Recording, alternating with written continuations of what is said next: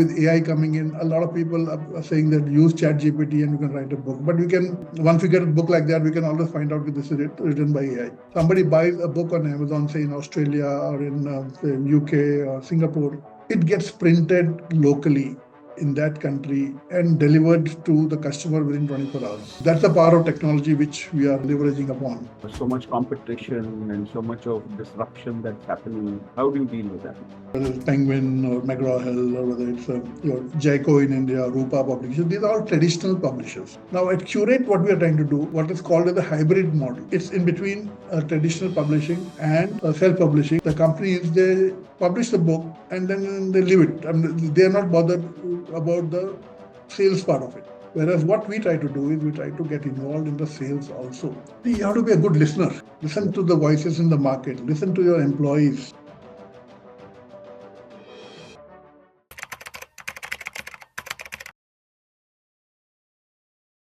Good afternoon, everybody, and welcome to yet another podcast on the series called Business Networking with Vipul Bondal. So I want to begin by thanking all of you for your support. Many of you have chosen to visit us live. Many of you have chosen to visit the YouTube part of the podcast and also give your comments and your suggestions on how to improve things. Well, we are happy to work on many of them, and you'll see many of the implementations happen as we go along. However, the best part of it is the guests we invite and the thoughts that we hear from them. So for today, I have a very special guest, somebody who has tremendous experience in various businesses. Please allow me to introduce Dr. Pramod Khera. Dr. Khera is the CEO of Qurate Books Pvt Ltd, a company which he has set up in 2022 after 40 years in the corporate sector in various senior positions. In his last assignment, Dr. Pramod Khera served as Executive Director of Repro Books Limited, where he was instrumental in building the new age e-learning and digital books on demand business for Repro. Before Repro, he was the CEO and Managing Director of Aptech Limited. He's been a key participant in the spread of IT education in the country, which enabled India to generate the required trained manpower that has fueled the growth of the IT industry in India. During a stint at Aptech, many of you might remember Dr. Khera was, a regular on CNBC. He would be interviewed very regularly on CNBC. In fact, the first time when I met him, I told him, "You look very familiar." And he told me, "Yes, you may have seen me on CNBC." And that's how I remember him. But before that, and some of the old timers who are watching this may remember, there was something called teleshopping network. And this was set up also by Dr. Khera in between 1994 and 1996, which was very popular at that point of time. Dr. Khera holds a BTech from IIT Delhi.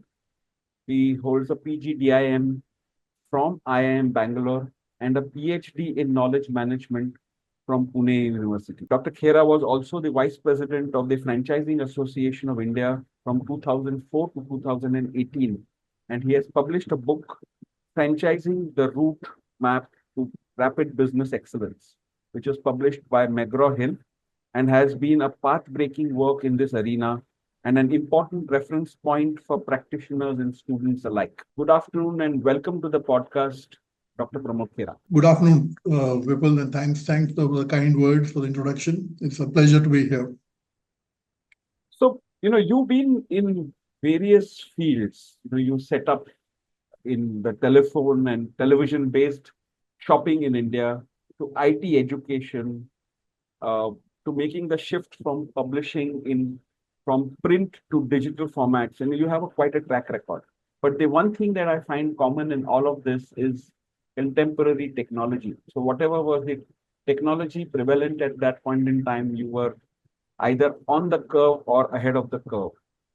So, that's one underlying aspect. Can you just walk us through your journey and your tryst, so-called, with technology? Yeah, I think you identified it correctly. Technology is what inspires me. In fact, just to give a brief background, I come from a small town, and by quirk of fate, I joined IIT.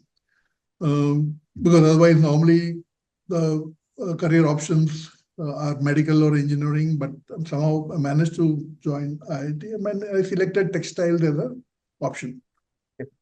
And I worked in the textile industry for a couple of years, and that's where I realized that computers were just coming in. They were in the 80s. That's right. And I need to, learn more about that. So I went for my PGDIM in IIM Bangalore, and there I specialized in systems, computer systems. Then whatever assignments I've been taking up in the corporate sector, I've been able to use computers, I've been able to use IT, I've been able to drive the businesses using technology. And that gives a lot of satisfaction to me. So whether it was IT education, whether it was teleshopping network, or whether it was printing, like Repro was into printing, my last assignment. And I spent 12 years in that company, transitioning it from a traditional printing company to a modern digital services company for the publishers. And the same philosophy I'm trying to implement and in my own entrepreneurial effort with Qurate Books Pvt Ltd. So technology has been your partner, so to say, in all these assignments that you've done before, and your current entrepreneurial venture. That's true. In fact, if you look at publishing, right, I'm publishing say around 10-15 years back when I joined Repro.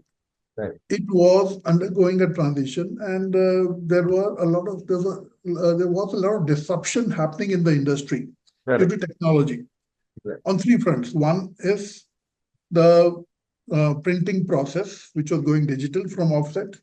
Second was the selling of books was going online, so bookshops were closing down. And third, the product itself, from paper to digital, from paper books to ebooks. So all this was really disrupting the entire industry. But I thought that this is an opportunity. If we can leverage technology and one can ride on this disruption, one can create a business model which can really thrive. And Qurate Books, do you that? I mean, I'm obviously assuming that Qurate Books is built on the same disruptive philosophy, that how you can utilize technology to go ahead and, as we were discussing, to tell your story. Would that be right? That's right. That's right. For example, now today with the printing technology, it's possible to print one book at a time. That's called print on demand. Right. Okay. So when you publish a book, you don't have to print a quantity of 500, 100,000, whatever, and keep inventory. Without a single book in your inventory, you can start selling globally.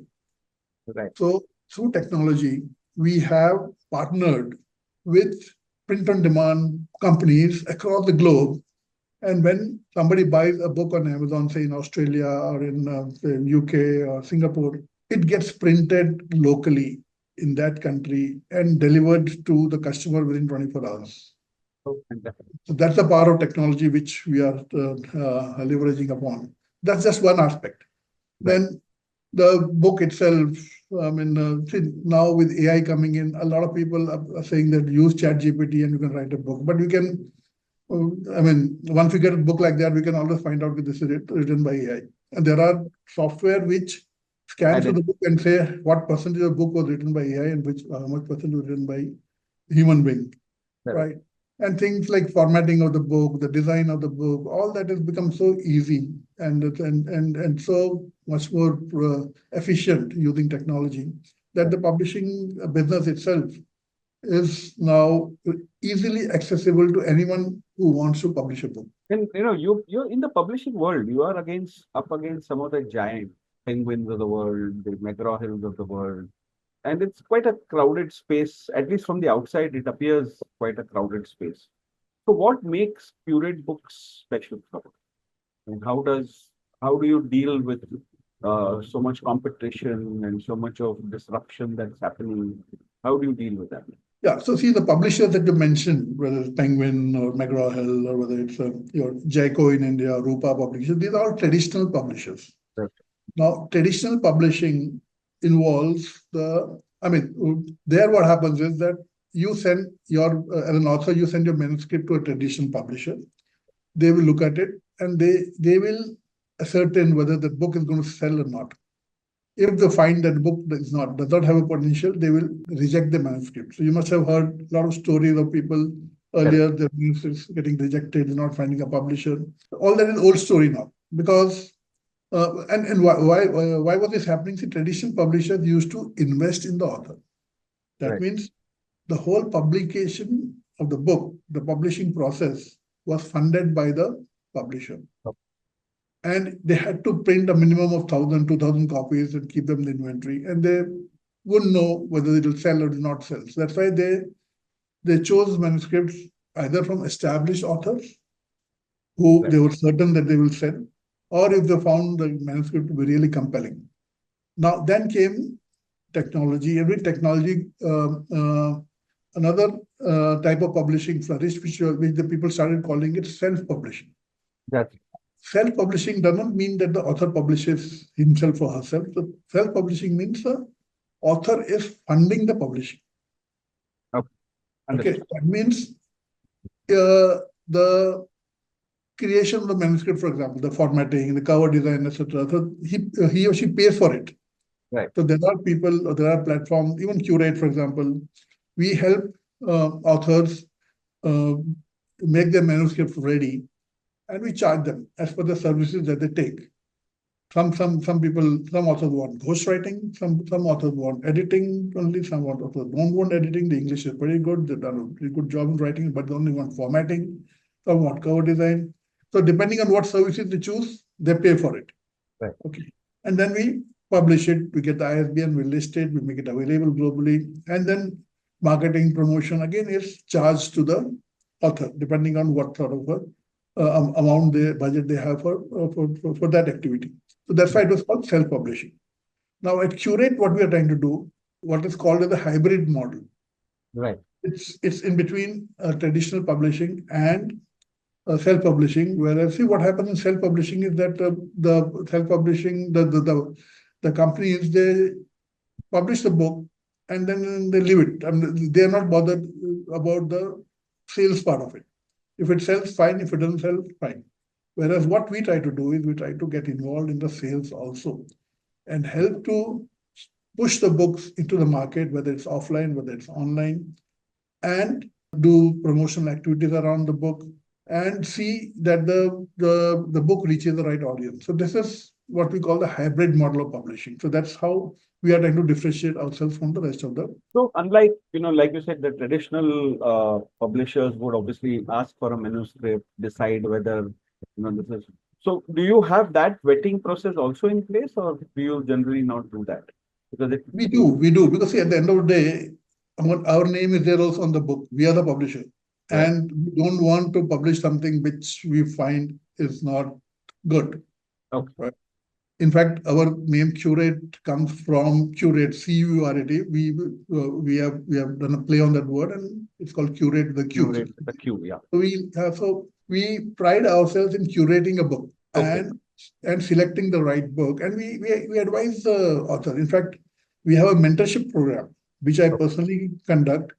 If the author approaches us, I spend time with the author and mentoring the author why this book that you've written is not good or is it very good, and what needs to be done further, how it can be improved, etc. So that they come up with a book which is good, because at the end of the day, the content is very important. That is what succeeds, or that is vital for a book to succeed. So it's been what now? It's almost 3 years since you started Qurate Books. So do you already have a story which you're proud of, which you would like to share?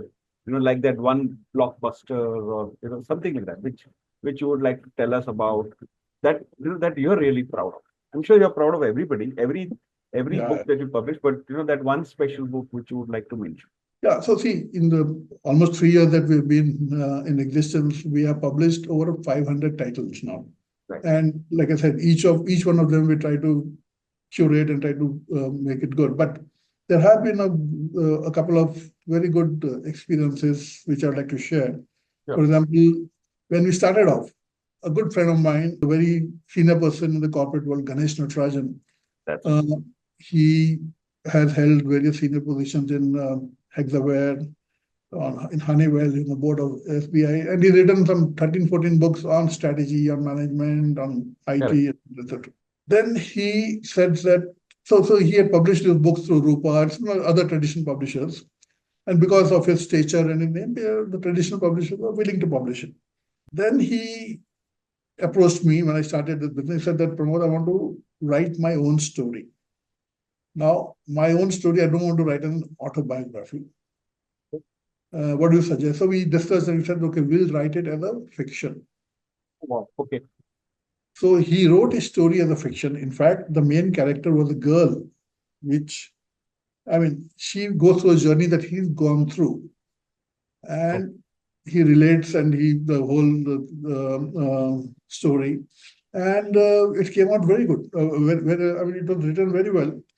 And then he does a lot of work with NGOs in Pune, etc. So he got it translated to Marathi also and gave it free to a lot of underprivileged children. So and we sold a lot of copies. So that is one format which I've found to be very, very effective, because autobiographies of successful people, I mean, you'll find a lot of such books. And at the end of the day, people will read a few, but then after that, they'll say, okay, so what's new? But autobiographical fiction is at the end of the day a fiction. I mean, we're not saying that it's an autobiography, it's a story. And if you make it interesting, like a fictional story, which is gripping and which holds the attention of the reader, it is a different ball game altogether. It can really do well. So is that catching on as a trend? I mean, autobiographical fiction. Is that? Yeah, it is. It is. Only thing is, it's not easy to write one. Right.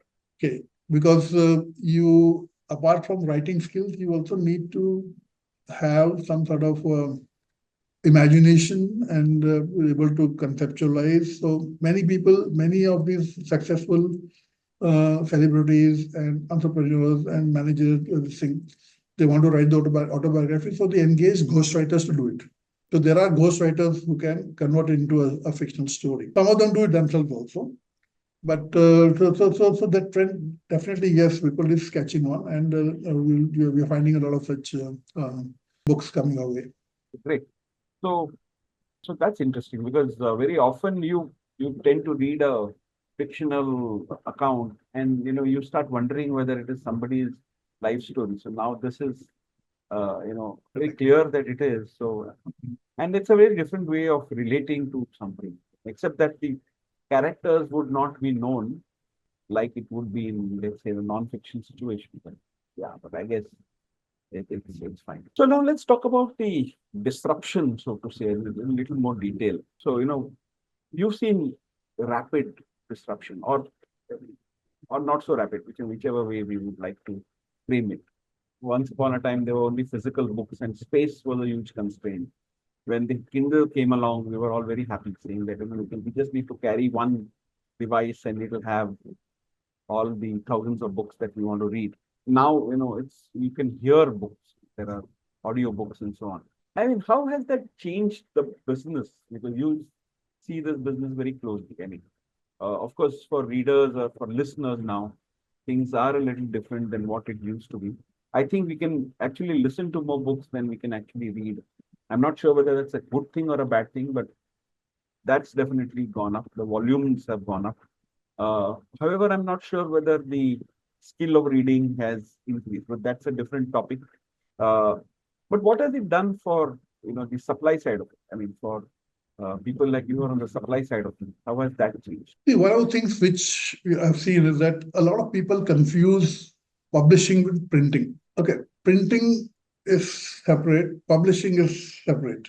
Right. Now, publishing is taking the content and making it available to somebody who would consume the content. Now, that can be in a book form, that can be in an electronic book, that can be an audio book, that can be a video, right? So as far as a publishing company like us, ours is concerned, our focus is the content, right? So the medium can change. Now, coming back to the printing part of it, See, when ebooks came in, that was maybe 15 years back, 20 years back. And in the US, they have a category called trade books, okay, which are Right. the fiction and self-help and reference books and all. Almost 27-28% of the books that were being sold switched over to ebooks, in the market. Right. And then for the last 5 years, what we have seen is it's come down to around 22 to 25%, and it's stabilized there. Right. That means another 75% of books are still being sold as paper books. Right. So that's one. Second is academic books, especially schools. Right. While a lot of teaching is happening online, students and parents are still buying physical textbooks because they want to have it with them. Higher education has switched more to ebooks because higher education books are expensive. Right. And a book typically, which is published as an ebook, is half the price or maybe one-fourth the price. So that makes it more affordable to the reader. And higher education, people have access to devices, laptops, Kindle, so they are able to read the books also easily. Now, audiobooks is something which has caught on, and though a lot of people are using audiobooks, what we have found is that after one or two or three books, they switch back to normal books because Correct. the audiobooks are not able to hold your attention. Right. No, I agree. So some disruption here, there, then you have to rewind, go back.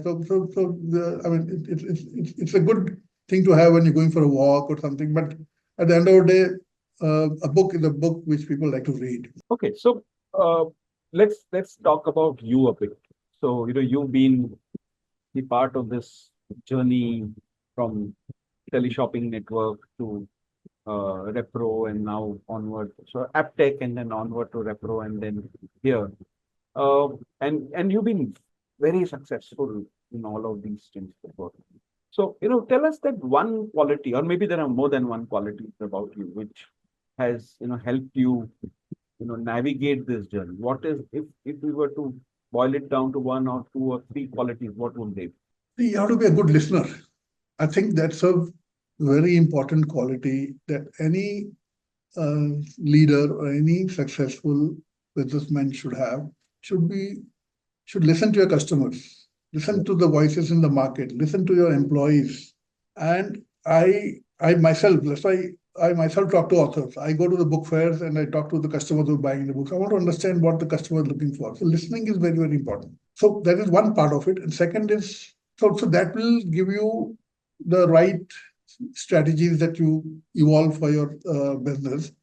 And then comes the execution, which is 90% of the whole thing. Success. 90% of success comes through proper execution. And there is the other way around, communication.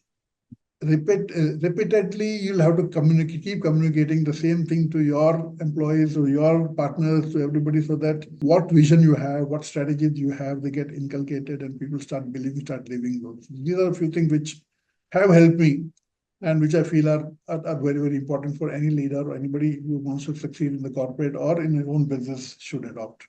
These are two qualities which you think has stayed with you all your leadership roles that you've had in the past. That's true. Okay, fantastic. So let's get on to the, okay, so there's one question which has come in from Advait Singh on the community, which I'll ask you. His question is, do you think print books will ever disappear? Or will they always have a place? I was going to ask you this later, but then Advait has asked this now. So I think. Yeah, that's a question which gets asked very often. Correct. And it's very difficult to predict and say what's going to happen 50 years, 100 years down the line because nobody knows. Sure. But in the near future, that means when I say near future, 5 years, 10 years, 15 years, even 20 years, I don't see them disappearing. Right. And especially in a country like India, okay, where publishing is growing by 15 to 20%. Okay. Right. Because of the increase in literacy which is happening, more and more people are now able to read. Now they don't have access to devices. They cannot afford to buy a Kindle. Okay. And reading on a phone is very cumbersome. And many of them don't have smartphones also. Whereas if you look at a book, today, the average selling price for a book in India is around 200 rupees, and which has remained around 200 for the last 10 years. Maybe even Right? longer. Yeah, maybe even longer than that. Yeah. So, and people can afford to buy that. So they buy books, and you'll find a lot of regional language books are still, selling, and they sell very well in India. Hindi books sell very well, Tamil, Bengali, Gujarati. So in countries like India, definitely for a generation or two, I don't see books disappearing. But like I said, even in countries like America, the penetration of ebooks has stabilized around 25%. So paper books, people are still buying and preferring. But like I said, trends change. We don't know what will happen 20 years down the line, but this is the current scenario. This is what I see. There's a question from Aniket Rao. Maybe this is something that you consider as part of the designing process. How can ebooks and audiobooks support individuals with disabilities or unique learning needs? Yeah. So see, ebooks is difficult, but audiobooks definitely people who are not able to see or are impaired vision, but for them, audiobooks are a boon. And otherwise, see, even physical books, paper books are available in Braille also. Okay, right, and people can read. So what is also happening is that due to now technology and virtual reality, sections of a book are linked to videos. Okay. Right. So you read one chapter, you scan a QR code at the end of it, and there's a video which plays and explains the whole thing. Now, AI is coming in a big way. There are AI books which are available where you can talk to a book, ask questions. Okay. And depending upon the level of the person who's reading or consuming the book, okay, AI will come down to that level and converse with the reader. So these are the technology has made it possible for people with all sorts of backgrounds and challenges in terms of their other facilities Right. and so books are being made available to all. Okay, so Pramod, this community is called business networking. That's the name of the community, and the reason we do it is because we want to also evangelize a bit for business network. Uh, every successful business person does some amount of business networking, and so do you. So, what does it mean? What does business networking mean to you? The business networking is very important because see, it's not a question if you are and it doesn't matter which industry or which business you belong to. You should meet people from all types of businesses, all sorts of businesses, Right. and learn from the successes and from the failures. Okay, a lot of learning can happen through such business networking, and we can get a lot of referrals, a lot of leads, where you can get more business for yourself. You can pass on leads and pass on business to your network, and uh, exchange. Other thing is that many of these people that you interact with are at similar level with that you are, Correct. right? And they also face similar type of issues, similar type of problems that you, and so brainstorming, exchange of ideas, that helps. Correct. That helps everybody. So I think business networking is quite crucial, quite important. It's more than just interacting with people. It's all about adding value to each other. Correct. Correct. Okay.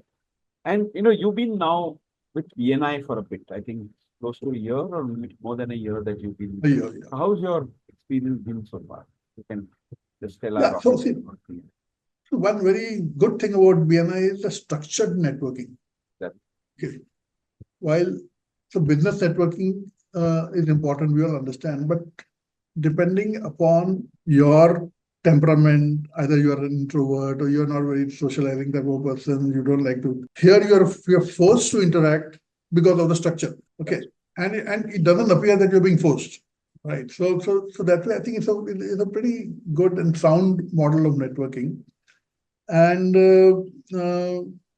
so the and once networking happens, business comes. Like I said, I mean, you tend to see, okay, this person is doing something, he's struggling, maybe I can help him, or he's saying that, okay, this person needs this type of client. Oh, I know this person who can offer him business. So BNI that way, I think it has been quite, and I've got some businesses already. I've got the authors through BNI, so it's been a good experience. So we've discussed whatever we've done so far. So I know you are a little, you said in the beginning, it's difficult to say what's going to happen, but I'm going to still, try and get something out of you.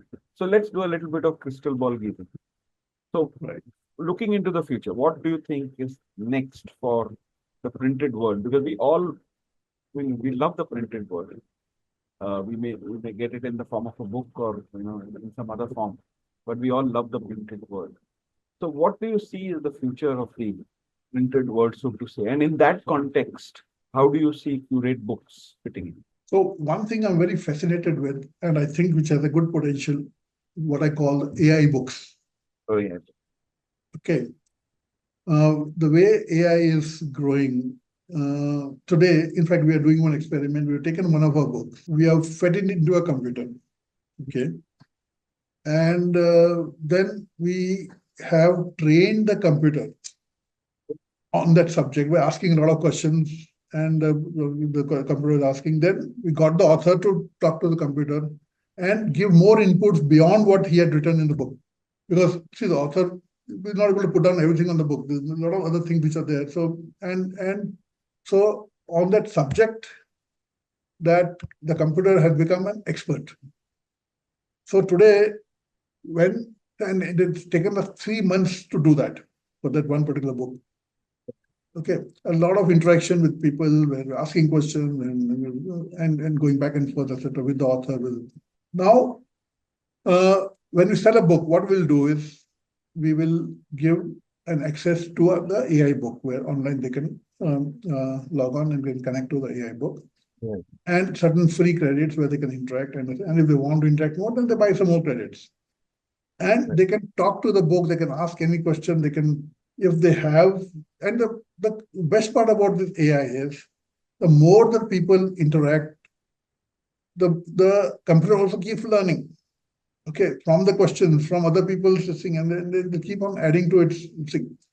So that's the potential which exists because, like I said, it's a content. Right. The content is the most important thing, and more you can enhance the content and make it more relevant and make it more precise, more successful that content would be.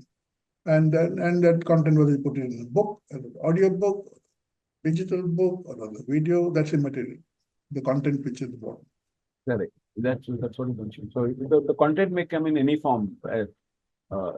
Publishing it is what you will undertake. And is Qurate Books already in this area? I mean, the AI book area. Like I said, I've started an experiment with one book. With one book. And let's see how it works out. I think it has a good potential. Let's see. Time will tell. Okay.